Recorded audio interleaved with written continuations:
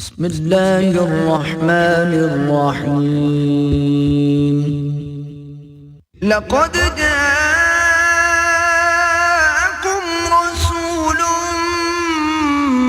من أنفسكم عزيز عليه ما عنتم حريص عليكم بالمؤمنين رؤوف رحيم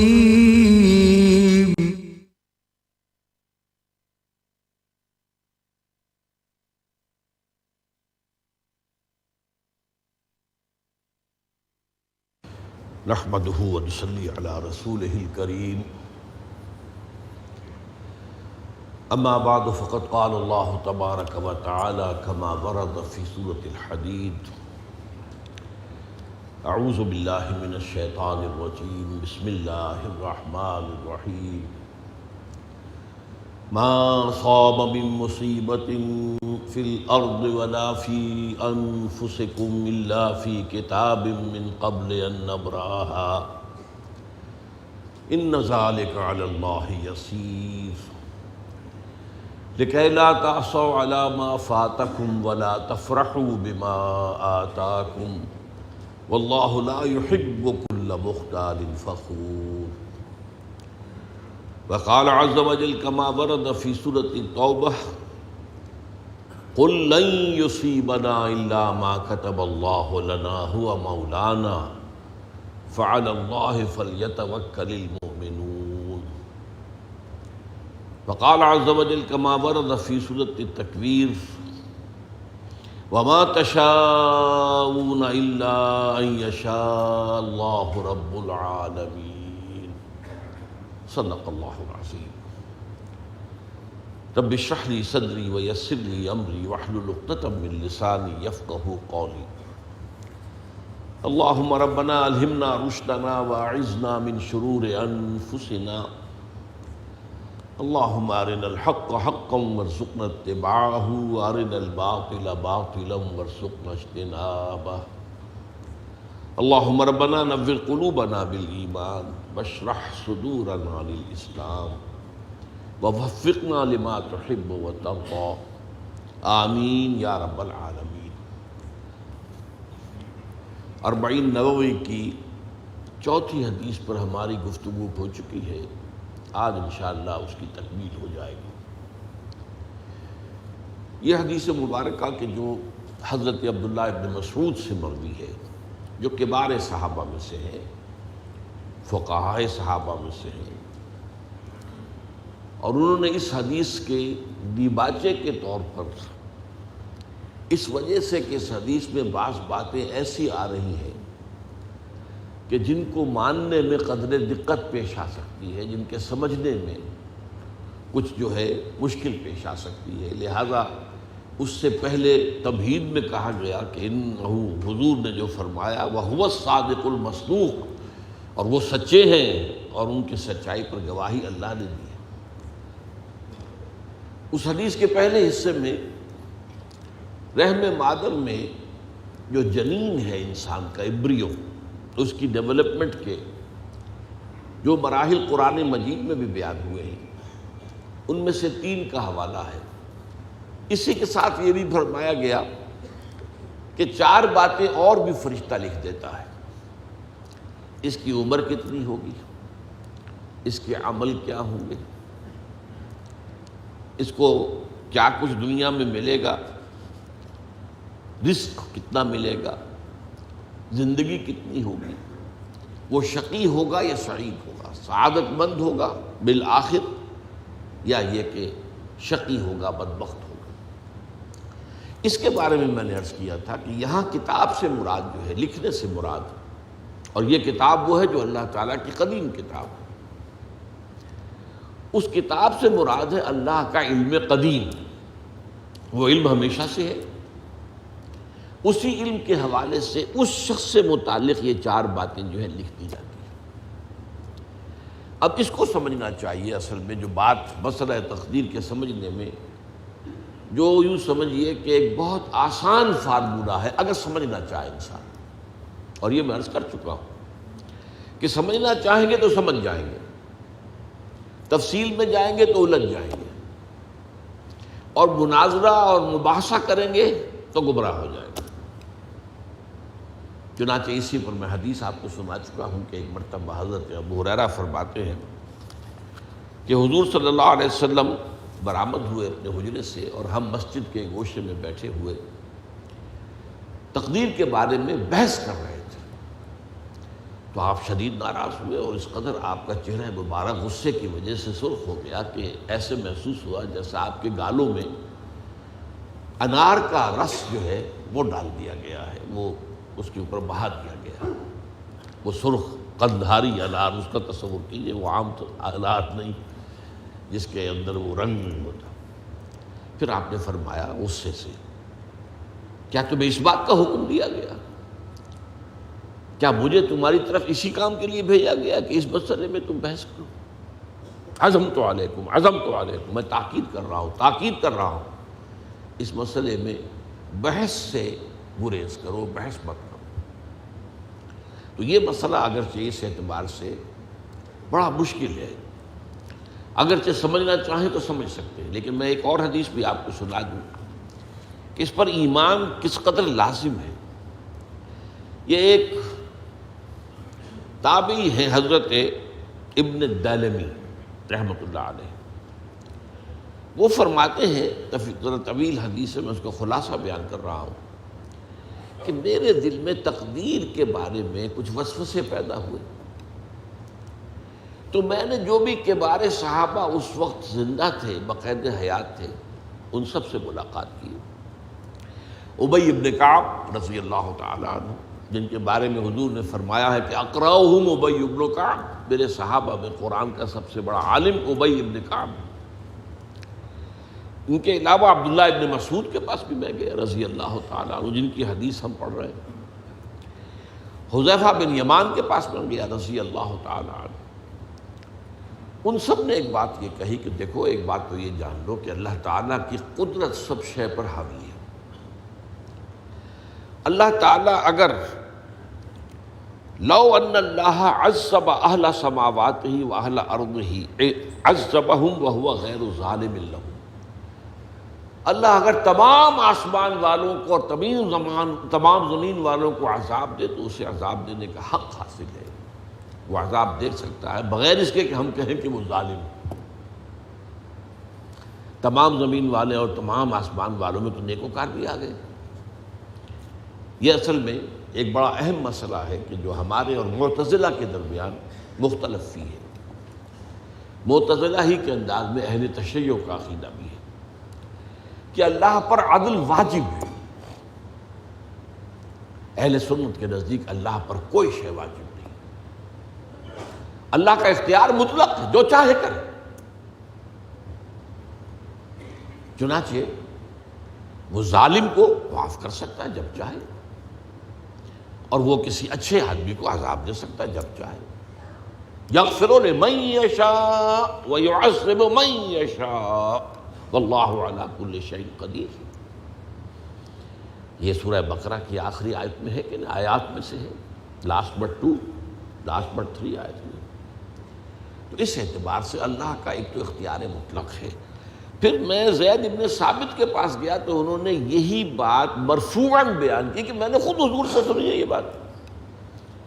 باقی 3 صحابہ کے بارے میں تو وہ کہتے ہیں کہ انہوں نے گویا کہ اپنی رائے کا اظہار کیا، اور اگر اللہ تعالیٰ چاہے لو رحمہم، تمام آسمان والوں اور تمام زمین والوں کو بخش دے اور رحم کرے، لکانت رحمتہ خیرا لہم من اعمالہم، تو اس کی رحمت جو ہے وہ یقیناً لوگوں کے اعمال سے بہت بالا ہے، بلند و برتر ہے، تو جو چاہے کرے۔ وہ ابو جہل کو بخش دے، کون اعتراض کر سکے؟ اور وہ کسی سے بڑے شخص کو جو ہے وہ عذاب دے، کون اعتراض کر سکتا ہے؟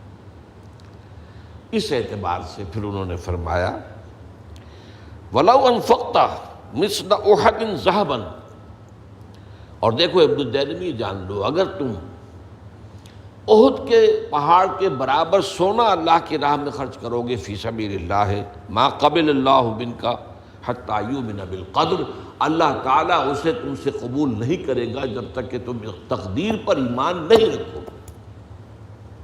اور اس کے بعد فرمایا اعلم، جان لو، انما اصابک لم یکن لیخطئک، جو چیز تم پر واقع ہوتی ہے، کوئی تکلیف آتی ہے، کوئی حادثہ پیش آتا ہے، وہ تم سے ٹلنے والا تھا ہی نہیں۔ مطلب یہ کہ تم سوچو کاش میں یوں نہ کرتا، یوں کر دیتا، اگر یہ ہو جاتا، وہ ہو جاتا تو میں بچ جاتا۔ نہیں، وہ تو آنے والی بات تھی، وہ اللہ کی کتاب، وہ اللہ تعالیٰ کے علم قدیم کے اندر پہلے سے لکھا ہوا تھا، تو موجود ہے، تو وہ تو آنی ہی آنی تھی۔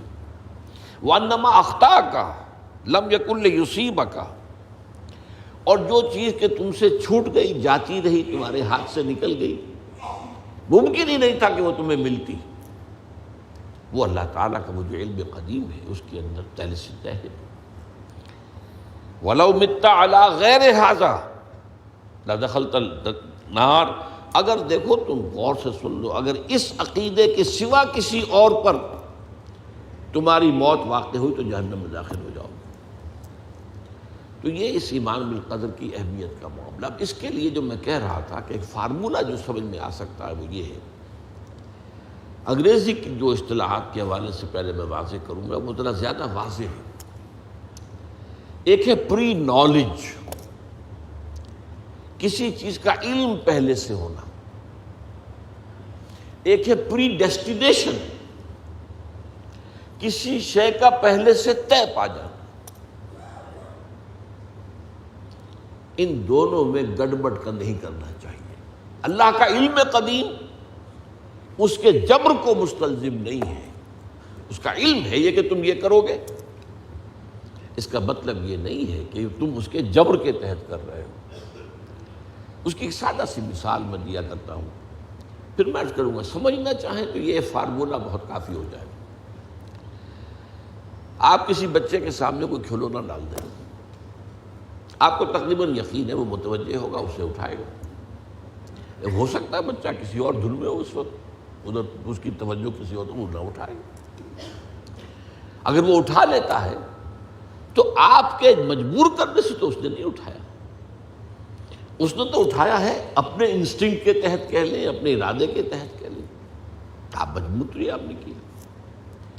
لیکن اللہ تعالیٰ کا جو اندازہ ہوتا ہے، وہ اندازہ قدر کے معنی اندازہ بھی ہے، میں بیان کر چکا ہوں آپ کو۔ اس کا جو علم قدیم ہے وہ غلط ثابت نہیں ہو سکتا۔ ظاہر بات ہے کہ پھر تو اعلیٰ کل شیء علیم وہ ہے ہی، اس کا علم قدیم جو ہے اس میں کوئی خطا نہیں ہو سکتی۔ یہ ہے در حقیقت پری نالج اور پری ڈیسٹینیشن، دونوں کے اندر فرق کر لیا جائے، یہ جبر نہیں ہے۔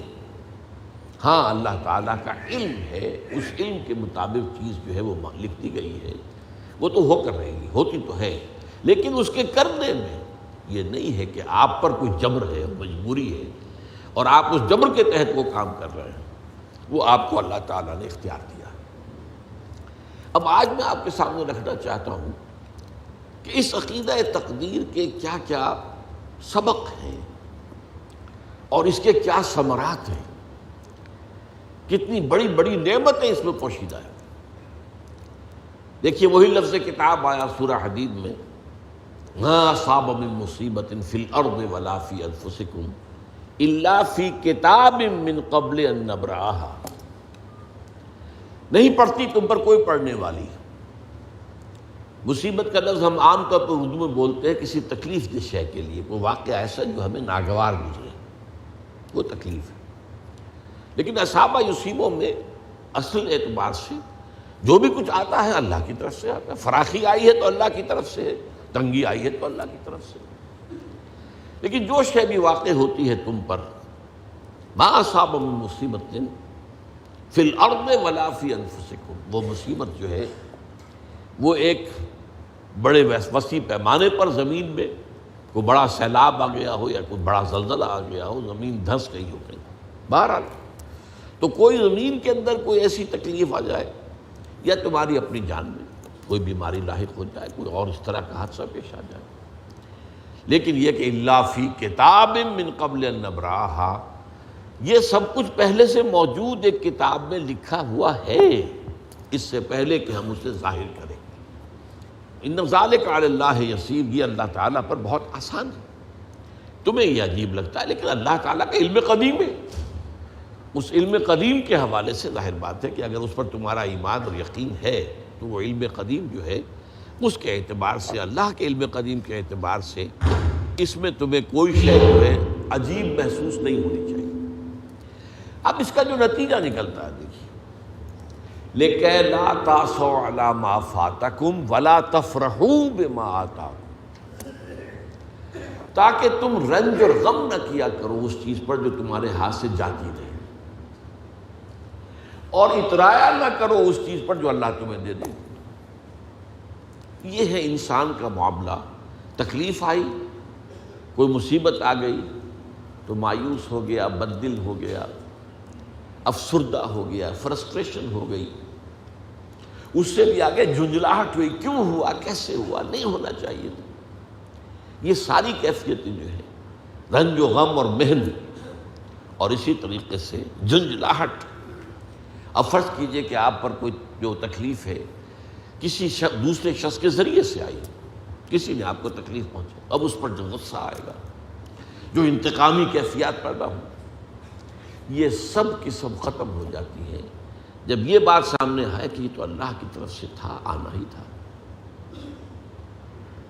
اب یہ غم، غصہ، رنج، محن، جھنجھلاہٹ، فرسٹریشن، سب کا معاملہ ختم ہو گیا۔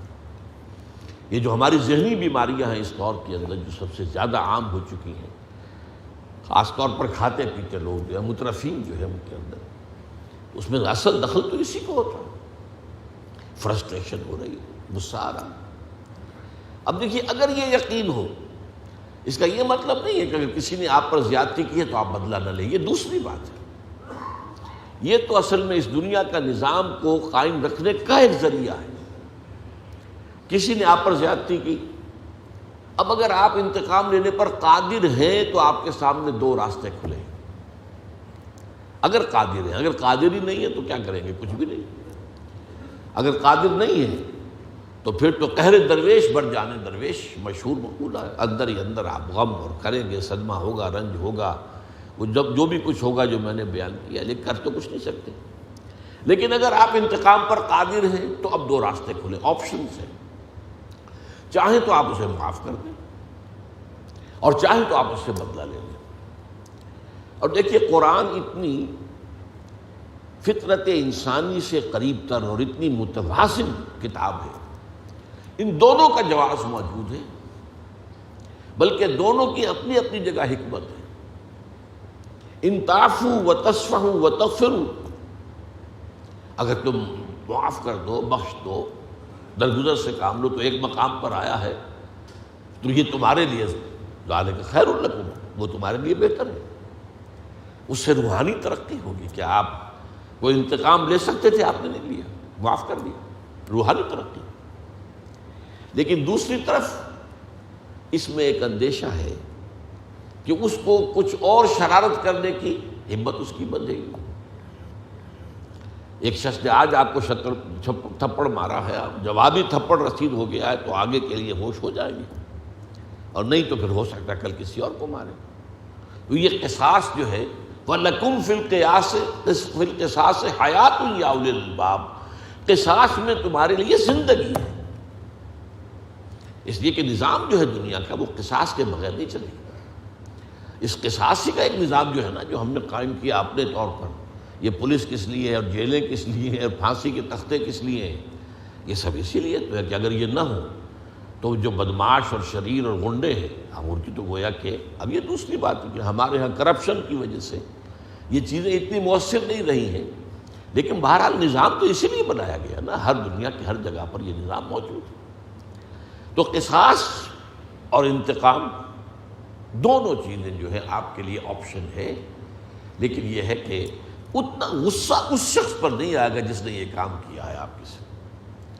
ذاتی طور پر اس کے خلاف غصہ اس وقت آتا ہے جب آپ یہ سمجھیں اس نے اپنی مرضی سے کیا ہے، نہیں، یہ تو اللہ تعالیٰ کی طرف سے آنا ہی تھا، لیکن بہرحال اس نے کیا ہے تو آپ اس سے انتقام لینے میں حق بجانب ہوں گے، اور انتقام کے اندر جو ہے وہ دنیا کا نظام ہے۔ میں ایک اس کا واقعہ سنایا کرتا ہوں، واقعہ ہے یا کہانی سمجھ لیجیے، کہ ایک شخص درویش جا رہا تھا کہتے ہوئے جو رب کرے سو ہو، جو رب کرے سو ہو۔ ایک شخص نے اٹھا کے اسے پتھر مارا، سر پر لگ گیا۔ اس نے پلٹ کر دیکھا اب اس نے یہ کہا پتھر مارنے والے نے، جو رب کرے سو ہو، مجھے کیا دیکھ رہے ہو؟ تو اس درویش نے کہا کہ مجھے تو پتھر لگا ہے اللہ کے مارنے سے، لیکن میں دیکھ رہا تھا بیچ میں منہ کالا کس کا ہو گیا؟ تم نے اپنے لیے جو ہے جو بھی کسب کیا ہے، کمائی کی ہے، وہ میں دیکھ رہا ہوں کہ وہ کون ہے کہ جس نے اپنے لیے یہ اللہ کا غصہ، اللہ کا عذاب کمایا ہے۔ باقی ہے کہ اللہ چاہتا تو تم لاکھ کوشش کرتے، وہ پتھر مجھے نہ لگتا، تمہارا نشانہ خطا ہو جاتا۔ تو مجھے لگا ہے اللہ کے فیصلے سے، یہ میں مانتا ہوں، لیکن یہ کہ بہرحال درمیان میں کوئی شخص کوئی ذریعہ بن گیا ہے، تو اس کے بارے میں نے آپ سے عرض کیا کہ اس دنیا کے اندر یہ تقدیر جو ہے آپ کو سکون دیتی ہے، اسی طریقے سے خوف سے نجات دلاتی۔ کوئی چیز پیش نہیں آ سکتی جب تک کہ اللہ کا اذن نہ ہو۔ چنانچہ سورہ توبہ میں جو میں نے آج آپ کو سنائی کہ انتہائی شدید ناموافق حالات تھے، شدید گرمی کا موسم تھا، جبکہ حضور نے غزوہ تبوک کا ارادہ کیا اور اعلان کر دیا کہ ہم جا رہے ہیں سلطنت روما کے ساتھ ٹکراؤ کے لیے، ورنہ اس سے پہلے کبھی آپ نے اعلان عام نہیں کیا تھا، اور نفیر عام کہ تمام مسلمان چلے۔ چنانچہ آپ کی حیات دنیاوی کا سب سے بڑا لشکر 30,000 کا لشکر تھا کہ جو آپ کے جلو میں تھا۔ صورت کیا تھی کہ قحط کا عالم تھا، اب کھجور کی فصل تیار تھی، اور اگر سب لوگ چلے جائیں تو اتارے گا کون فصل؟ اور فصل تو خراب ہو جائے گی، درختوں کے اوپر گل سڑ جائے گی۔ ظاہر بات ہے کہ یہ عورتوں کے کرنے کا کام تو نہیں، کھجور کے اوپر سے درخت کے اوپر چڑھ کر فصل اتارنا آسان کام تو نہیں۔ ان حالات میں شدید ترین امتحان ہو گیا صحابہ، اور منافقین نے یہ کہا ہوش کے ناخن لو، کیا ہو گیا ہے تمہیں؟ اس گرمی میں جا رہے ہو، اور ہرقل اعظم شہنشاہ روم سے ٹکرانے جا رہے ہو، تمہارا دماغ خراب ہو گیا اس گرمی میں، اور قحط کا عالم اور فصل تیار۔ تو اس کا جواب دلوائے، قل، اے مسلمانوں تم ان سے کہو، لن یصیبنا الا ما کتب اللہ لنا هو مولانا وعلی اللہ فلیتوکل المؤمنون۔ کہہ دو ہم پر کوئی شے واقع نہیں ہو سکتی مگر وہی جو ہمارے رب نے ہمارے لیے لکھ دی ہے، اور وہ ہمارا مولا ہے، وہ ہمارا دوست ہے، وہ ہمارا پشت پناہ ہے، وہ ہمارا ولی ہے، وہ جو کرے سر تسلیم خم ہے، جو بھی ظالے یاد میں آئے۔ نہ شبد نصیب دشمن کے شبد ہلاکت تھے، نہ سر دوستاں سلامت کے تو خنجر آزمائی۔ اللہ کی طرف سے جو آئے وہ ہمارے لیے، ہم اس کو، وہ خوش آئند ہے، چاہے ہمیں ناگوار محسوس ہو وقتی طور پر، جسمانی طور پر، مادی طور پر تکلیف دو ہو تکلیف، لیکن یہ کہ وہ اللہ تعالیٰ کی طرف سے ہے اور ہمارے لیے قابل قبول ہے۔ اسی کا نام ہے تسلیم و رضا، اللہ کی تقدیر پر راضی رہنا، کوئی شکوہ نہ، اللہ سے بھی کوئی شکوہ نہیں اور کسی اور سے بھی شکوہ نہیں، نہ گلہ ہے دوستوں سے، نہ شکایت زمانہ۔ ہاں جو کچھ آ رہا ہے وہ ہمارے رب کی طرف سے، البتہ جو بھی بیچ میں کوئی ذریعہ بن گیا ہے اس نے اپنے لیے جو بھی کمائی کرنی تھی کر لی، البتہ ہم اگر اس پر انتقام پر قادر ہوں تو وہ بھی لے سکتے ہیں، معاف کرنے پر قادر ہیں، وہ معاف کر سکتے ہیں۔ یہ کیفیت جو ہے لِكَيْ لَا تَأْسَوْا عَلَىٰ مَا فَاتَكُمْ وَلَا تَفْرَحُوا بِمَا آتَاكُمْ، نہ تو تم رنج اور غم کا مجسمہ بن جاؤ اس پر مصیبتوں پر جو تم پر آئی، اور نہیں اترایا کرو ان چیزوں پر، ان نعمتوں پر جو اللہ تمہیں دے دے۔ یہ جو کیفیت ہے اسی کا نام ہے نفس مطمئنہ، مطمئن ہو۔ جیسے چٹان ہے، تیز سے تیز آندھی چل رہی ہے، اس کا کچھ نہیں بگاڑتی، چٹان اپنی جگہ مضبوط ہے۔ وہ شخص جس کا اللہ پر ایمان اس درجے میں ہے، اللہ کے علم قدیم پر یقین ہے، وہ وہی پری نالج کی بات میں کر رہا ہوں۔ اور ابھی میں دوسرا پہلو بیان کروں گا اسی تقدیر کا، کہ ایک تو ہے ما اصاب الانسان، جو کچھ انسان کے اوپر آتا ہے، ما اصاب من مصیبت فی الارض ولا فی انفسکم الا فی کتاب من قبل ان نبرأہ۔ دوسرا پہلو ہے جو انسان کرتا ہے، یہ جو انسان کرتا ہے اس میں وہ کتنا قادر ہے اور کتنا مجبور ہے، یہ اصل میں وہ تقدیر کی بحث ہے، جبر و قدر کی، جو ہمارے ہاں بڑی چلی ہے متکلمین کے درمیان، لیکن یہ جو ہے حل نہیں ہو سکا معاملہ۔ ہلکی سی کوشش اس کی میں کر رہا ہوں، وہ یہ ہے، اور آج ہمارے لیے وہ چیزیں سائنس کی کچھ چیزوں کے علم کے اندر آ جانے سے وہ آسان ہو گئی۔ میں نے اقبال کا شعر آپ کو سنایا تھا کہ تقدیر کے پابند جمادات و نباتات، مومن فقط اللہ کے احکام کا پابند۔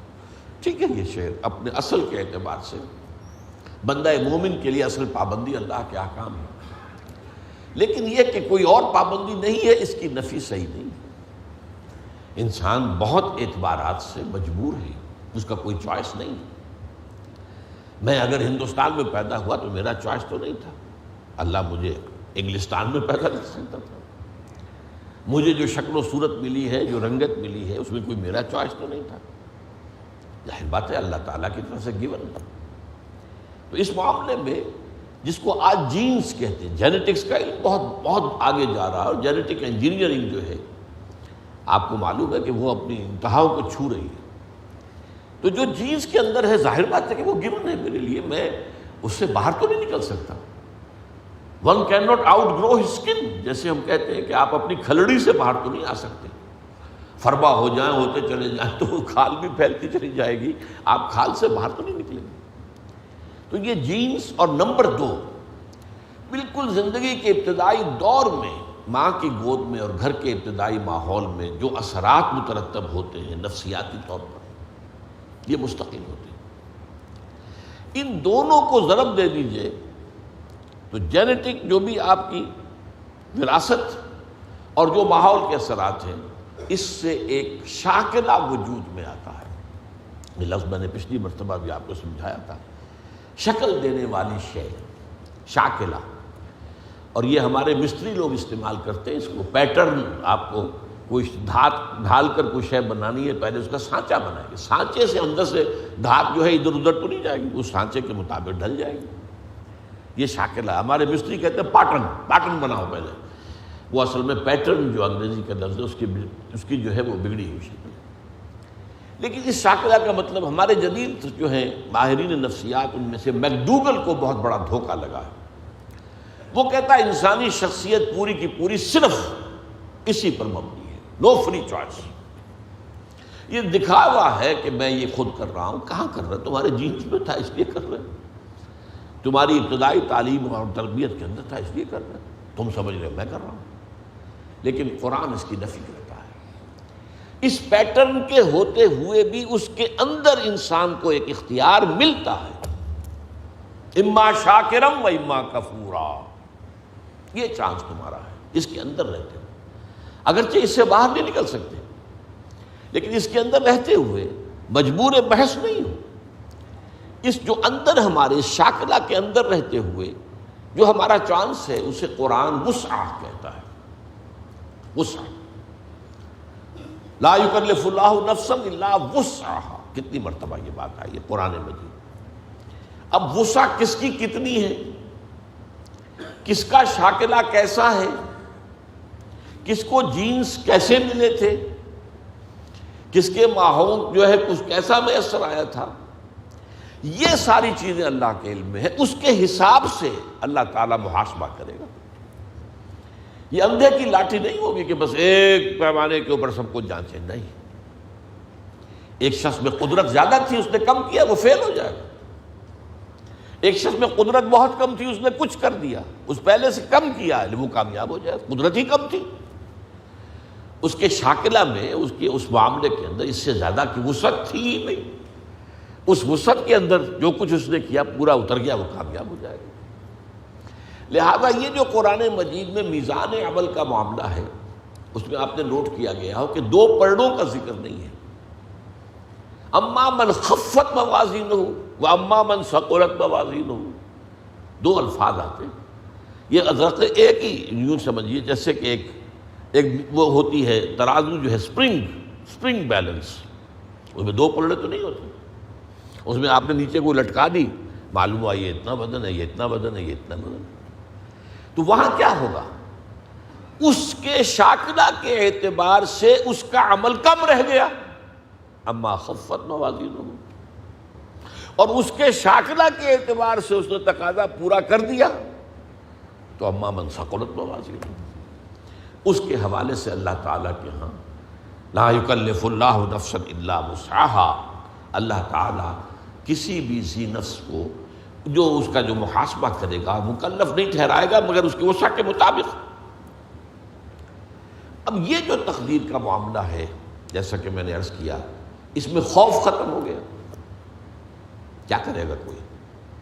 میرا کچھ نہیں بگاڑ سکتا سوائے اس کے کہ جو اللہ تعالیٰ کے علم میں ہے، اور جو اللہ کے علم میں وہ ٹل نہیں سکتا۔ اور اللہ میرا مالک، آقا، دوست، اللہ میری مصلحتوں سے مجھ سے زیادہ واقف ہے۔ میں تو اپنی، جس کو ہم شارٹ سائٹڈنس کہتے ہیں، اپنی نگاہ کی محدودیت کی وجہ سے کسی چیز کو اچھا سمجھ لیتا ہوں، کسی چیز کو برا سمجھ لیتا ہوں، حالانکہ اصل کے اعتبار سے وہ جو اچھی سمجھ رہا ہوں وہ میرے لیے بری ہے، اور جسے میں برا سمجھ رہا ہوں وہ میرے لیے اچھی ہے۔ عسیٰ ان تحبوا شیئا وہو شر لکم وعسیٰ ان تکرہوا شیئا وہو خیر لکم۔ ہو سکتا ہے کہ تم کسی چیز کو پسند کرو حالانکہ وہ تمہارے لیے بہتر نہ ہو، شر ہو، اور ہو سکتا ہے تم کسی چیز کو اپنے لیے جو ہے نقصان دہ سمجھو اور بری سمجھو حالانکہ اسی میں تمہارا خیر ہو۔ واللہ یعلم وانتم لا تعلمون، اللہ جانتا ہے تم نہیں جانتے۔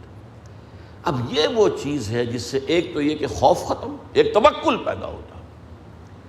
میں کر بھی کچھ نہیں سکتا، یہاں لفظ آئے گا اذن کا، جب تک کہ اللہ کا اذن نہ ہو، اور اللہ کا یہ اذن جو ہے وہ اس کے قدیم علم کی بنیاد کے اوپر ہے۔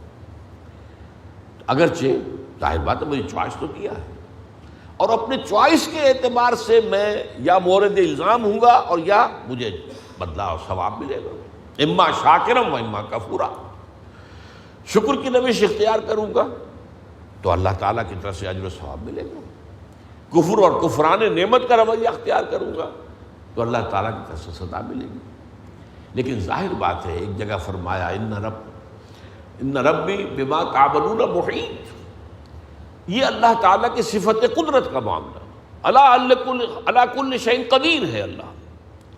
تو جیسا کہ میں نے عرض کیا، اس کی قدرت و اختیار کا ایک پہلو وہ تھا جس کو چاہے عذاب دے، جس کو چاہے معاف کر دے، یغفر لمن یشاء ویعذب من یشاء۔ اور اگر میں یہ سمجھوں کہ میں اپنی کوشش اور محنت سے صرف کوئی کام کر سکتا ہوں تو بھی دھوکے میں آ گیا۔ میری اس قدر کے مقابلے میں، میری اس قدرت کے مقابلے میں میرا احاطہ کیے ہوئے اللہ کی قدرت، میں اس اللہ کی قدرت سے باہر تو نہیں جا سکتا۔ اس پہلو سے یہ بات بھی جان لو کہ کسی شے پر توکل مت کرو، وما تشاءون الا ان یشاء اللہ، صرف تمہارے چاہنے سے کچھ نہیں ہوگا جب تک کہ اللہ نہ چاہے۔ اسی کو ہم کہتے ہیں توفیق۔ ایک تو اذن رب، اچھا تم جانا چاہتے ہو نماز پڑھنے جاؤ، اللہ کا اذن ہے، لیکن تم نے ارادہ کیا تھا نا، اس پر تمہیں ثواب ملے گا۔ اللہ نہ چاہے تو تمہارا ایک قدم بھی نہیں اٹھ سکتا، تم پہلا قدم اٹھانا چاہو اور اسی وقت جو ہے فالج گر جائے تمہاری ٹانگ پر، تو یہ جو کچھ ہے اذن رب سے ہے۔ اچھا تم چوری کرنا چاہتے ہو جاؤ، تمہارے چوائس ہے، لیکن ظاہر بات ہے کہ اس پر جو ہے تمہاری پکڑ ہوگی، لیکن یہ ہے تمہارا فیصلہ۔ اللہ راستہ آسان کر دے گا تمہارے لیے، چوری کا راستہ آسان کر دے گا، جاؤ۔ فَسَنُيَسِّرُهُ لِلْيُسْرَىٰ وَسَنُيَسِّرُهُ لِلْعُسْرَىٰ، جو نیکی کے راستے پر چلنا چاہتا ہے ہم اسے سہج سہج سہج سہج وہ سب سے بڑی آسانی جو ہے یعنی جنت وہاں پہنچا دے گا، اور جو برائی کا راستہ اختیار کرتا ہے فَسَنُيَسِّرُهُ لِلْعُسْرَىٰ، اللہ اسے آہستہ آہستہ العسرا بھی پہنچا دے گا۔ تو توفیق رب، اذن رب، توفیق رب کے بغیر میں کچھ نہیں کر سکتا۔ اسی سے پھر اسی کے بطن سے توکل جنم دیتا ہے۔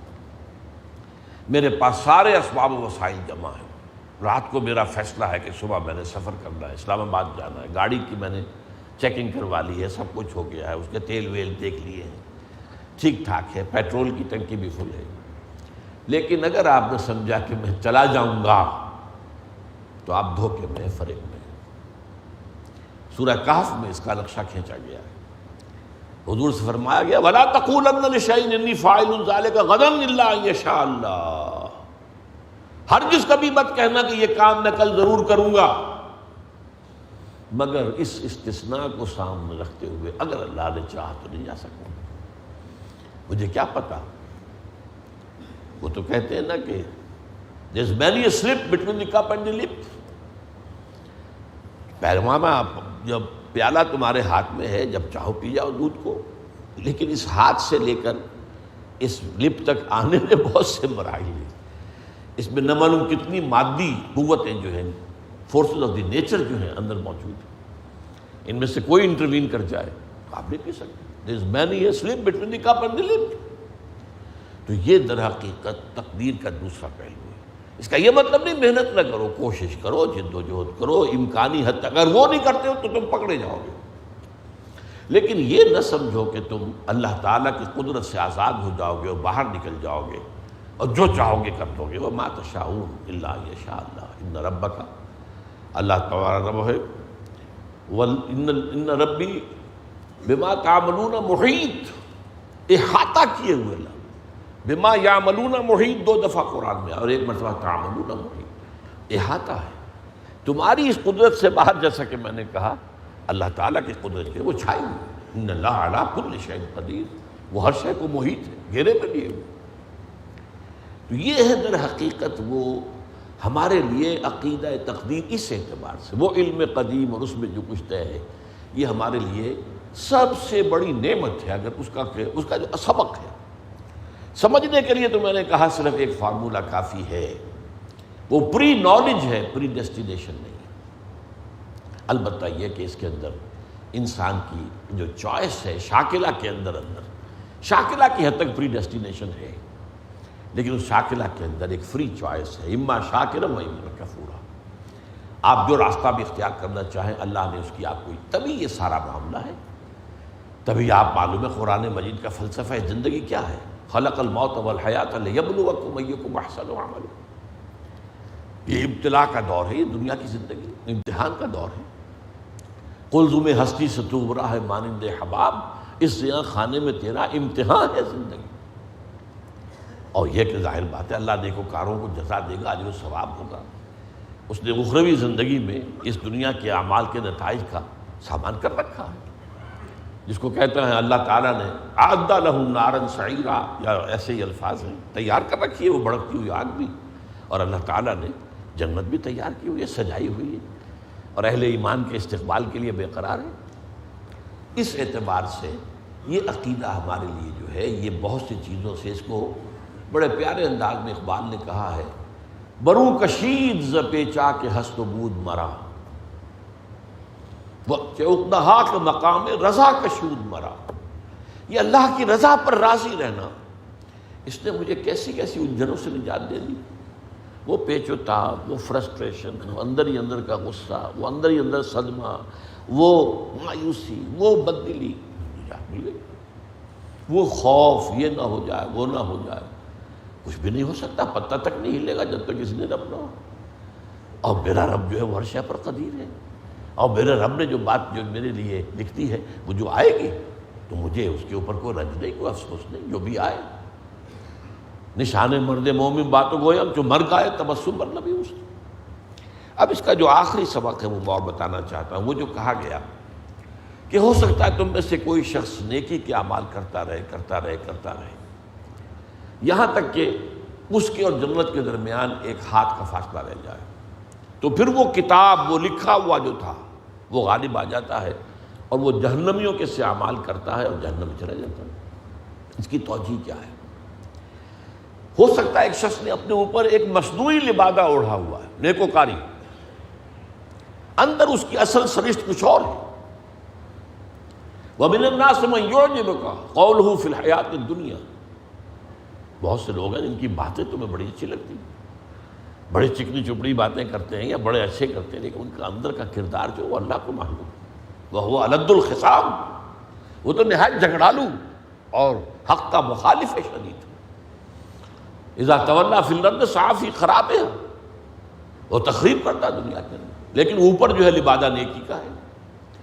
لیکن ایک وقت آتا ہے کہ وہ لبادہ اتر جاتا ہے، وہ اندھا ہو، وہ جو ہے ننگا ہو جاتا ہے، اور اس کی اصل جو ہے وہ شخصیت، اندرونی شخصیت، وہ جو ہے سامنے آ جاتی ہے. اسی طرح یہ جو فرمایا گیا کہ ایک شخص ہے کہ جس کو تم دیکھو کہ وہ جہنمیوں کے سے اعمال کر رہا ہے، یہاں تک کہ اس کے اور جہنم کے درمیان ایک ہاتھ کا فاصلہ رہ گیا. پھر اچانک وہ نیکی کے کام کرتا ہے اور جنت میں داخل ہو جاتا ہے۔ اب اس کی توجہ کیا ہے؟ ایک شخص ہے، دیکھیے اپنے شاکلہ کے اندر جد و جہد کر رہا ہے نیکی کی، اپنی سسائی کر رہا ہے، کامیابی نہیں ہو رہی ابھی جد و جہد کے اندر، ابھی وہ کامیاب نہیں ہو پا رہا، لیکن یہ اور ظاہر بات دیکھنے والوں کو تو یہی نظر آئے گا یہ جہنمیوں کے اعمال کر رہا ہے، جب تک کہ اس کی اندر کی شخصیت کے اندر حق کا غلبہ نہ ہو جائے، نیکی کا غلبہ نہ ہو جائے۔ تو یہ جد و جہد جو ہے، اندرونی کشمکش جو ہے ہمارے اندر بھی ہوتی ہے، ہر شخص کے اندر، آپ کو معلوم ہے اس کا قلب بھی ہے، اس کی روح بھی ہے، اس کا ضمیر بھی ہے، کانشنس بھی ہے، اور اس کا نفس امارہ بھی ہے، اڈ بھی ہے، لیبیڈو بھی ہے، اور حیوانی جو ہے انسٹنکٹس بھی، ان میں کشمکش تو جاری رہتی ہے۔ تو ایک شخص جو ہے اس کشمکش میں ہے، لیکن ایک وقت میں آ کر موت سے کچھ پہلے وہ کامیاب ہو جاتا ہے اپنی اس کشمکش کے اندر، اور وہ ٹھیک راستے پر آ جاتا ہے۔ تو یہ جو ہے خواتین کا جو ہے معاملہ جو ہے وہ تو ہوتا ہے، پھر جو اعمال جس پر کہ خاتمہ ہوگا فیصلہ اس کے اعتبار سے ہوگا۔ اس میں ایک اور مسئلہ بھی ہے، چنانچہ وہ حدیث موجود ہے، عن ابی خزانہ عن ابی ہے قال قلت یا رسول اللہ ارأیت رقن نسترقیہا ودواء نتداوی بہا وتقاۃ نتقیہا هل ترد من قدر اللہ شیئا؟ اے اللہ کے نبی صلی اللہ علیہ وسلم یہ بتائیے کہ ہم کوئی بیماری پر جھاڑ پھونک کراتے ہیں، اس وقت تک شاید اس کی ممانعت نہ ہوئی ہو، یا کوئی دوا کرتے ہیں، یا یہ کہ ہم کسی شے کے شر سے بچنے کی کوشش کرتے ہیں، تو کیا اس سے اللہ کی تقدیر میں کوئی فرق واقع ہو جائے گا؟ اب دیکھیے جواب، قال ہی من قدر اللہ، یہ ساری چیزیں بھی اللہ کی اس قدر میں شامل ہیں، وہ اللہ کے علم میں ہے کہ یہ شخص جو ہے بیمار ہوگا تو پھر یہ علاج کرے گا اور شفا ہوگی، یہ اللہ کے علم ہے۔ تو تم اللہ کے اس علم کے اس کتاب جو ہے قدیم علم، اس سے باہر نہیں نکل سکتے، یہ سب بھی اس تقدیر کا حصہ ہے۔ اقول قولی ھذا واستغفر اللہ لی ولکم ولسائر المسلمین والمسلمات۔